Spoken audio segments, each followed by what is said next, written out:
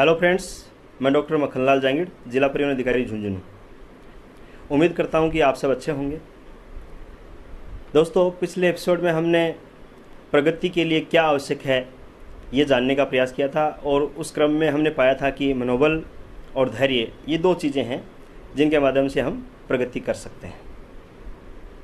आज हम ये जानने का प्रयास करेंगे कि हम किस प्रकार से अपने मनोबल को बनाए रखें और अपने मनोबल को बढ़ा सकें। देखिए दोस्तों, व्यक्ति के पास दो प्रकार की शक्तियां हैं, एक शारीरिक शक्ति, दूसरी मानसिक शक्ति। जब मैं मानसिक शक्ति बोल रहा हूं, उससे मेरा मंतव्य मन, मस्तिष्क और आत्मा, इनकी शक्ति से है। जो मानसिक शक्ति है उसको हम मनोबल भी बोल सकते हैं। चूँकि दोनों ही शक्तियां, शारीरिक एवं मानसिक शक्ति, व्यक्ति में निहित हैं, इसलिए निश्चित रूप से ये दोनों शक्तियाँ आपस में जुड़ी हुई होंगी और एक दूसरे को प्रभावित भी करेंगी और इनके विकास अथवा मजबूती की प्रक्रिया है वो भी एक दूसरे से जुड़ी हुई रहेगी। तो दोस्तों, हम शारीरिक शक्ति से अपनी बात को शुरू करेंगे और उससे ही हम मानसिक शक्ति को जोड़ते हुए और उसको मजबूत करने के तौर तरीके जानेंगे। शारीरिक शक्ति की मजबूती अथवा उसको बनाए रखने अथवा उसके विकास के लिए मैं 3 बातें आपको बताना चाहता हूँ। सबसे पहली बात है शुद्ध एवं पौष्टिक भोजन।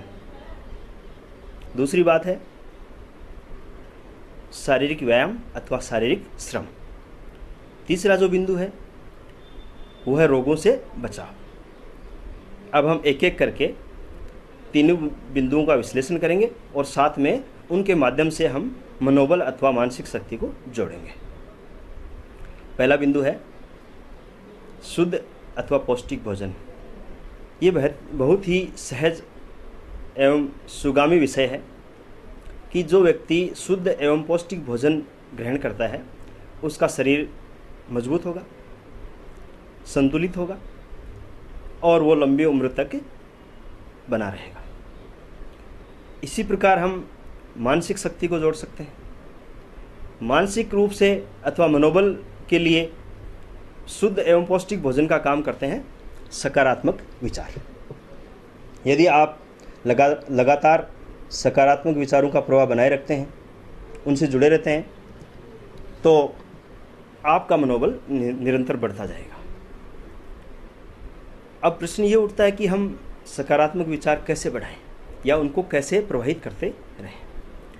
तो दोस्तों, हम अच्छा साहित्य पढ़कर, कोई अच्छी मूवी देखकर, अच्छे दोस्तों की संगत रख के, अच्छे लोगों से जुड़कर, उनके विचारों से जुड़कर अपने मन के अंदर सकारात्मक विचारों का प्रवाह बना सकते हैं।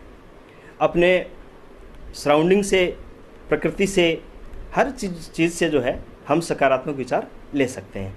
जो घटनाएं अपने जीवन में घटित होती हैं उनसे भी हम सकारात्मक विचार ले सकते हैं। ये एक प्रयास का विषय है। यदि हम लगातार इस पर अपना ध्यान केंद्रित करें, बार बार घटित होने वाली घटनाओं पर, जो लोग अपने संपर्क में आ रहे हैं उन लोगों के तौर तरीकों पर, जो साहित्य हम पढ़ रहे हैं उनमें जो विद्वानों द्वारा हमें बातें बताई जा रही हैं उन पर मनन करके, और जो कोई मूवी हम देख रहे हैं, अखबार में कुछ पढ़ रहे हैं, अच्छे विचार, उन पर मनन करके हम अपने विचारों में लगातार जो है पॉजिटिवनेस बना सकते हैं।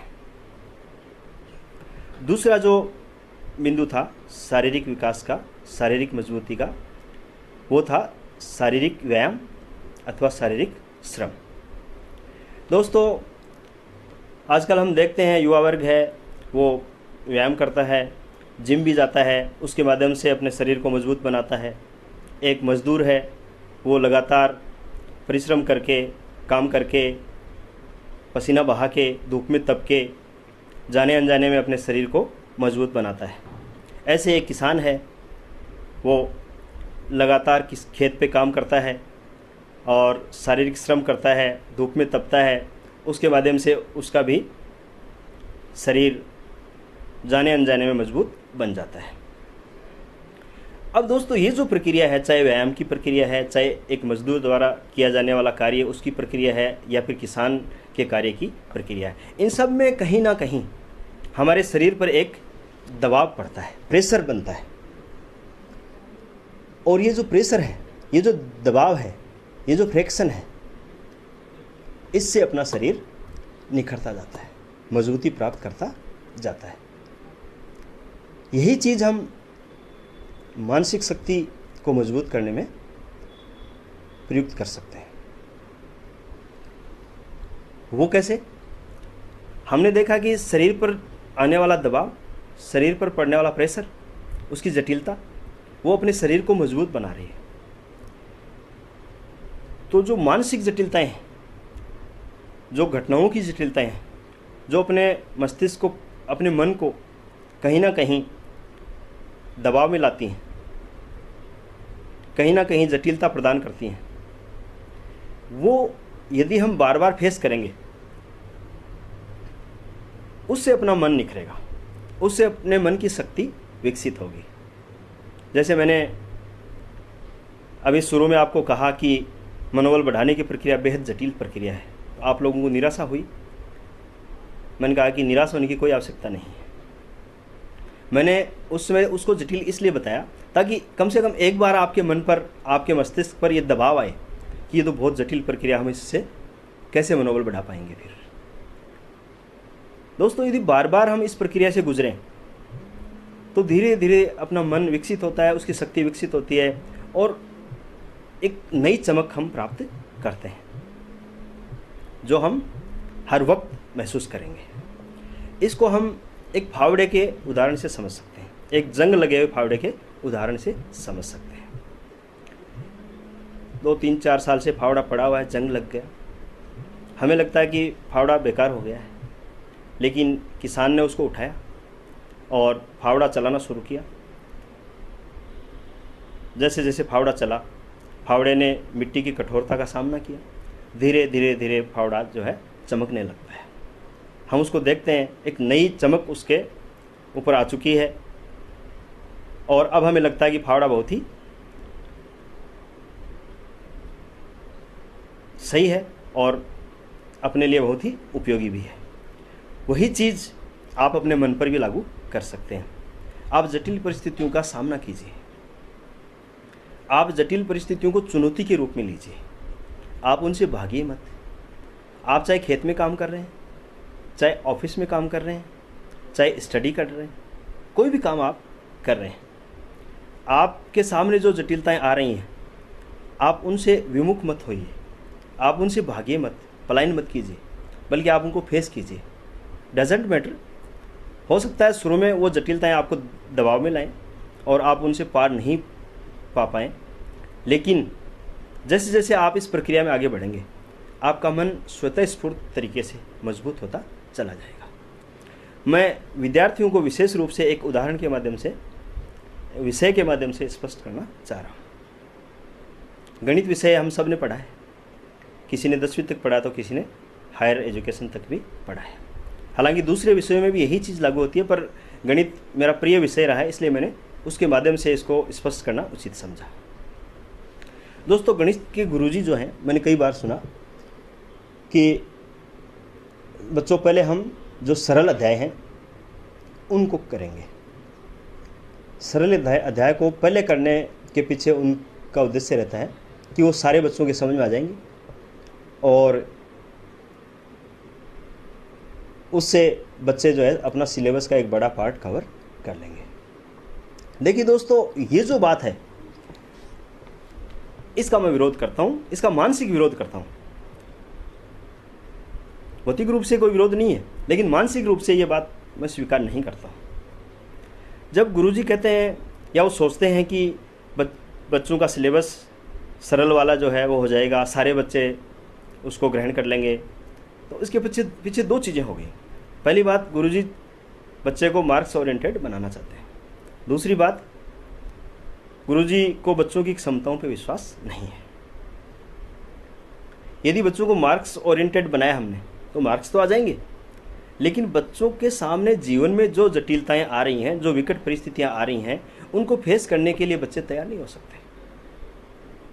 दूसरी जो बात है, यदि हम बच्चों की क्षमताओं को अध्ययन के प्रारंभ में ही कम करके आंकेंगे तो निश्चित रूप से बच्चों की क्षमताएं स्वतः स्फूर्त तरीके से कम होती चली जाएंगी। इसलिए दोस्तों मैं कहता हूँ कि जब आप गणित विषय पढ़ने बैठो तो सबसे पहले जटिल अध्याय को लीजिए। जब आप उस अध्याय की जटिलताओं से गुजरोगे तो दो चीज़ें क्लियर होंगी। नंबर 1, आपका जो मन की शक्ति है, आपका जो मनोबल है वो बढ़ता चला जाएगा। नंबर 2, जीवन में जो चुनौतियां आपको फेस करनी है, जीवन की जो जटिलताएं आपके सामने आने वाली हैं, उनके लिए भी आपका मन तैयार हो जाएगा। तो दोस्तों, यदि ऐसा आप बार बार करें, किसी भी विषय के संबंध में ऐसा करें, मैं ये नहीं कह रहा हूँ कि हमेशा आपको जटिल पर ही हाथ डालना है, लेकिन मैं ये कह सकता हूँ कि जटिल आपके सामने यदि पहले आ रहा है तो आप उसको छोड़िए मत, आप उसको पहले निपटाओ। धीरे धीरे आपके मन और आपके मस्तिष्क की शक्ति है वो बढ़ती चली जाएगी। तीसरी जो बात हमने ली थी वही शारीरिक विकास की बात कर रहे थे हम, उससे मानसिक विकास को हम जोड़ रहे थे। तीसरी जो बात थी शारीरिक विकास की वो था रोगों से बचाव। तो दोस्तों, जो शरीर के लिए मैंने जो 2 चीज़ें आवश्यक बताई, शुद्ध एवं पौष्टिक भोजन और व्यायाम, यदि हम उनका पालन कर रहे हैं तो वही चीज़ें हमें रोगों से भी बचाती हैं। लेकिन इसके अलावा भी हमें कुछ सावधानियां, कुछ एहतियात भी रखने पड़ते हैं। जैसे अभी कोविड-19 संक्रमण के मद्देनज़र हम सब लोग बचाव के लिए मास्क पहनना, सामाजिक दूरी बना के रखना, लगातार अपने हाथों को साबुन से धोना या सैनिटाइज करना, इस तरह की जो सावधानियां उनको बरत रहे हैं। क्यों? क्योंकि हम रोगों से बचना चाहते हैं, हम कोविड-19 से बचना चाहते हैं। वही चीज़ हम मानसिक जो अपना स्वास्थ्य है, जो अपनी मानसिक शक्ति है, उसके लिए भी अपना सकते हैं। मानसिक शक्ति को रोगों से बचाने के लिए, अथवा मैं ये कहूँ कि मानसिक व्याधियों से स्वयं को बचाने के लिए, ये जो ऊपर वाले 2 तरीके मैंने बताए हैं, सकारात्मक विचारों का निरंतर प्रवाह एवं मानसिक जटिलताओं से मन को, मस्तिष्क को गुजारने की प्रक्रिया, ये दोनों भी आपको मानसिक रोगों से दूर रखने का काम करती हैं। लेकिन इसके अलावा भी हमें स्वयं को मानसिक व्याधियों से बचाने के लिए एक और उपाय हम अपना सकते हैं, वो है नकारात्मक विचारों को दूर रखना। अब प्रश्न फिर यही उठता है कि हम नकारात्मक विचारों को कैसे दूर रख सकते हैं। जैसे हम कोविड-19 के वायरस को मास्क के माध्यम से दूर रख सकते हैं, वैसे हम मानसिक मास्क के माध्यम से नकारात्मक विचारों से दूर रह सकते हैं। जैसा कि मैंने अपने पहले बिंदु में बताया कि यदि हम लगातार अच्छे विचारों के संपर्क में रहते हैं तो नकारात्मक विचार स्वतः स्फूर्त ढंग से खत्म हो जाते हैं। दूसरा, नकारात्मक विचार जो है वो कहाँ से पैदा हो रहे हैं, ये जानना अति आवश्यक है।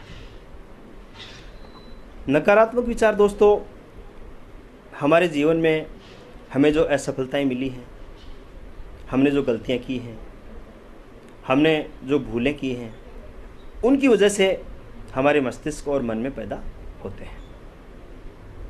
हम क्या करते हैं, जब हम असफल हो जाते हैं उस पीड़ा को लेके बैठ जाते हैं। हमें लगता है कि हमारा भाग्य हमारा साथ नहीं दे रहा है, जबकि वास्तविकता ये नहीं है। वास्तविकता ये है कि हमने अपने प्रयास में कहीं ना कहीं कोई कमी छोड़ी है। हमें ये जो असफलता मिली है, हमें इससे शिक्षा लेने की आवश्यकता होती है, लेकिन हम उससे शिक्षा लेने की बजाय और उस असफलता के शोक में डूब जाते हैं। वही शोक बार बार जो है स्वयं को रिपीट करता है और हमारे मन में नकारात्मक विचार भरता रहता है। अंततः ये नकारात्मक विचार हमारी कुंठा के रूप में भी बदल जाते हैं। इसलिए दोस्तों, मैं आपको सलाह देना चाहूँगा कि जीवन में होने वाली असफलताओं, गलतियों, उनसे आप सबक लीजिए। उनके प्रति आपकी संवेदना ये होनी चाहिए कि वो भूलें आप भविष्य में नहीं करें। लेकिन आप इतने संवेदनशील भी मत बनिए कि गए बगए वो आपके मन मस्तिष्क पर लगातार अपना दुष्प्रभाव डालती रहें और उसको कमज़ोर करती रहें। दूसरा, हमारा जो सराउंडिंग है वो भी हमारे मन में नकारात्मक विचारों को पैदा करता रहता है। इसमें कई तो लोगों का काम ही यही होता है। मैं बहुत ही स्पष्ट रूप से आपको ये बताना चाह रहा हूँ कि कुछ लोगों का तो काम ही यही होता है, वो आपको लगातार जो है मार्ग में आने वाली बाधाएं बताएंगे, उनको दूर करने का कोई तरीका आपको नहीं बताएंगे, जिससे आपके मन में नकारात्मक विचार पैदा होते हैं। इस संबंध में एक मेंढक संबंधी कहानी भी चलती है कि एक बहरा मेंढक था, उसने चिकने पोल का शिखर प्राप्त किया था और वो विजेता बना था। यहाँ मैं उस कहानी को पूरा उद्धृत नहीं कर पाऊँगा क्योंकि समय का अभाव भी है, लेकिन उसका सारांश यही था कि मेंढक को जो लोग नकारात्मक विचार फैला रहे थे, बात कर रहे थे, वो सुन नहीं रही थी और इसलिए उसने अपनी पूरी शक्ति से काम करते हुए और उस पोल का शिखर प्राप्त किया था और विजेता बना था। तो दोस्तों, आप लोगों से मेरी गुजारिश है कि आप जो नकारात्मक विचार लोगों के माध्यम से आ रहे हैं, जो लोग आपको डिमोरलाइज करने का प्रयास कर रहे हैं, आप उनकी अनसुनी कर दीजिए, आप उन विचारों के प्रति बहरे बन जाइए। फिर देखिए आपके जो सकारात्मक विचार हैं, आपके जो मन की शक्ति है, वो किस तरह से प्रस्फुटित होती है और एक सुंदर फूल के रूप में आपके समक्ष आती है। ये जो चीज़ें मैंने आपको बताई हैं, ये जो 3 बातें मैंने आपको बताई हैं, आप अपने जीवन में निरंतर अभ्यास के माध्यम से और अपना मनोबल, अपना धैर्य बढ़ा सकते हैं और सफलताओं को प्राप्त कर सकते हैं। बड़े कार्य यदि आपको करने हैं, बड़ी मंजिलें आपको प्राप्त करनी है, लैंडमार्क आपको स्थापित करने हैं, तो दोस्तों आपको चुनौतियों को स्वीकार करना पड़ेगा। न केवल स्वीकार करना पड़ेगा बल्कि उनको ढूंढना भी पड़ेगा और उनको ढूंढ के और उन चुनौतियों का सामना करते हुए उनका जवाब देना पड़ेगा। दोस्तों, यदि आपको मेरे विचार अच्छे लगे हों तो वीडियो को लाइक कीजिए, चैनल को सब्सक्राइब कीजिए एवं शेयर करना ना भूलें। थैंक यू दोस्तों। जय हिंद, जय भारत।